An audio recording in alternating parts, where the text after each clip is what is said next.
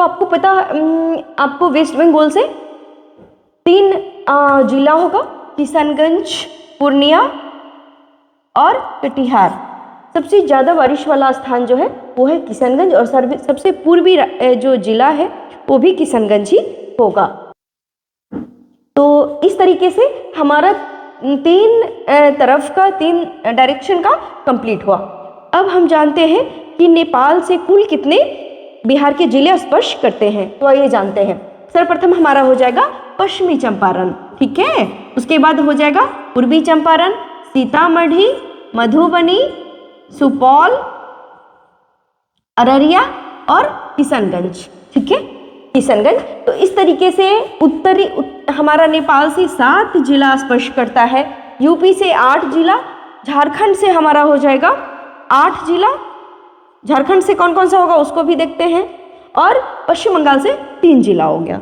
तो हम अब झारखंड से देखते हैं। झारखंड पहले एक ही राज्य हुआ करती थी, बिहार और झारखंड, लेकिन 15 नवंबर 2000 को झारखंड हमसे अलग हो गया और संभवतः खनिज पूर्णतः झारखंड ही लेकर के चला गया।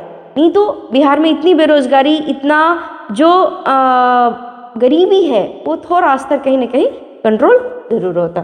तो आइए जानते हैं कि झारखंड से स्पर्श करने वाले कुल कितने जिले हैं और कौन कौन से जिले हैं। तो सर्वप्रथम हमारा हो जाएगा झारखंड से स्पर्श करने वाला रोहतास, दूसरा हो जाएगा औरंगाबाद, तीसरा हो जाएगा गया। गया से एक बात और, गया पूरे बिहार का सबसे गर्म जिला और सबसे ठंडा जिला, सबसे गर्म जिला और सबसे ठंडा जिला गया ही है। और बोध गया आपको पता ही होगा कि गया में ही अवस्थित है बोध गया बोधि वृक्ष, और बिहार का राष्ट्रीय जो वृक्ष है वो बोधि वृक्ष ही है। तो और बिहार का राष्ट्रीय जो चिन्ह है, राजकीय चिन्ह है, वो भी बोधि वृक्ष ही है, पीपल वृक्ष ही है। लेकिन राष्ट्रीय चिन्ह की बात की जाए तो स्वास्तिक होगा। तो हम अभी काउंट कर रहे थे कि झारखंड से स्पर्श करने वाले कुल कितने जिले हैं बिहार के। तो सर्वप्रथम हमारा हो जाएगा रोहतास, दूसरा हो जाएगा औरंगाबाद, तीसरा हो जाएगा गया, चौथा हो जाएगा नवादा, पांचवा हो जाएगा जमुई, छठा होगा बांका, सातवां हो जाएगा भागलपुर, और आठवां यहाँ ये कटिहार भी स्पर्श करती है, तो आठवां हो जाएगा हमारा कटिहार। तो कुल मिला के हमारा 8 जो जिला है वो हमारा बिहार से स्पर्श करता है, ठीक है। चलिए ये चीजें हो गई। अब हमारा एक इम्पोर्टेंट क्वेश्चन और भी, बिहार के बीचों बीच से गंगा नदी निकलती है। तो यह बीपीएससी का भी सवाल आया है कि बिहार में गंगा नदी कौन कौन से जिले से गुजरते हैं और कुल कितने जिलों को स्पर्श करते हैं, तो उन जिलों को हमें देखना होगा। तो गंगा नदी बिहार के सर्वप्रथम पटना, बक्सर, भागलपुर, मुंगेर, ये 4 जिला ऐसे हैं जहां पे गंगा नदी जाती है। सर्वप्रथम गंगा नदी बक्सर में, ये बक्सर में स्पर्श जाती है। बक्सर के बाद हमारा हो जाएगा बक्सर,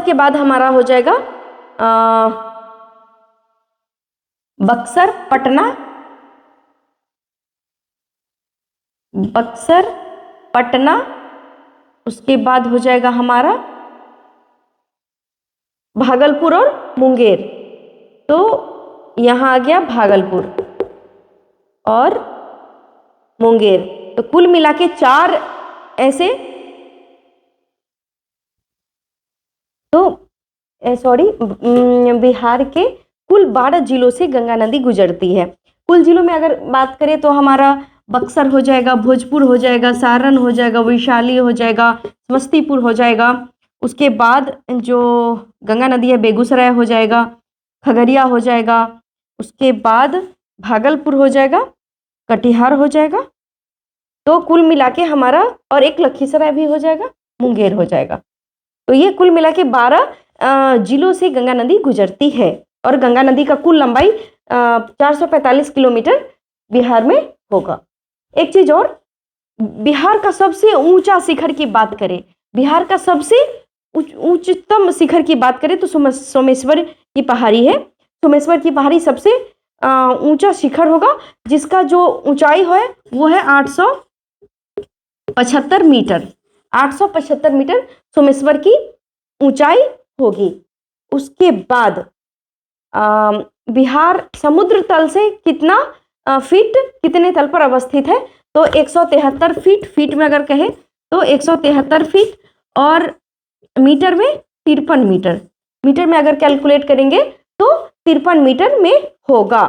उसके बाद बिहार में अगर प्रमुख नदी की बात करें, बिहार में अगर प्रमुख नदी की बात करें तो गंगा नदी होगी, कोशी, बागमती, सोन, पुनपुन, फल्गु, गंडक, घाघरा और कर्मनाशा।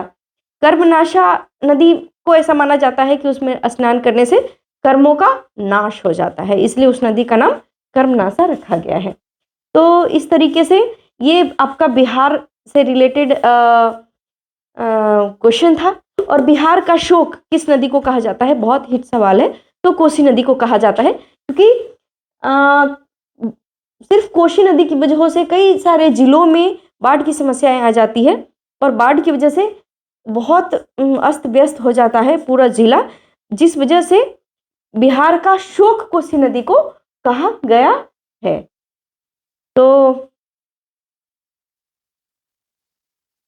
और एक बात को और जिक्र करना चाहूंगी, बिहार का जहां मैं शुरू हो ही चुका है, पश्चिमी चंपारण की बात है यह, और बात है 1917 की। 1917 की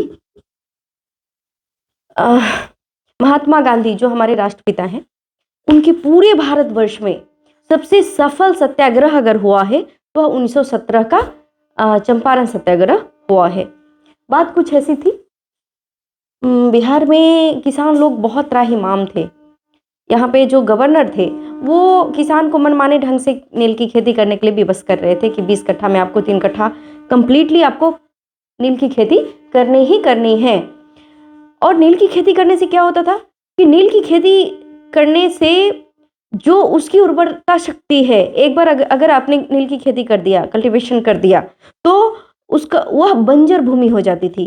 मीन्स उस पर दोबारा कल्टीवेशन करना बड़ा मुश्किल हो जाता था, इस वजह से किसान के लिए कोई फायदेमंद नहीं दिखती थी।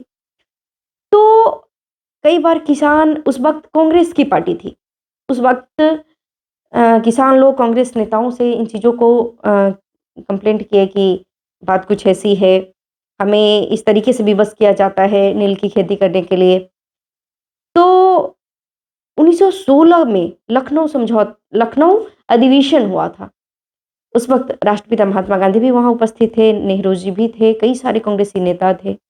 लेकिन जो चंपारण के एक किसान नेता थे जिनका नाम था राजकुमार शुक्ल,